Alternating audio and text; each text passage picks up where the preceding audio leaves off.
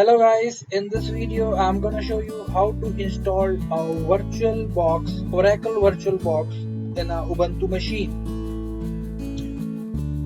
Search for terminal and type sudo apt get installed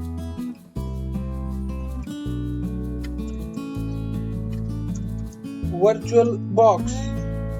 Press enter, put the password, click on Y and press enter.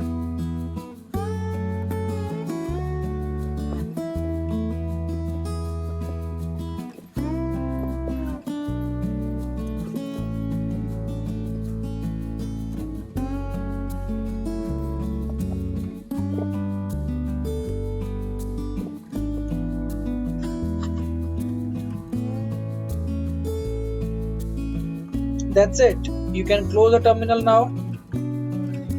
Open a search bar.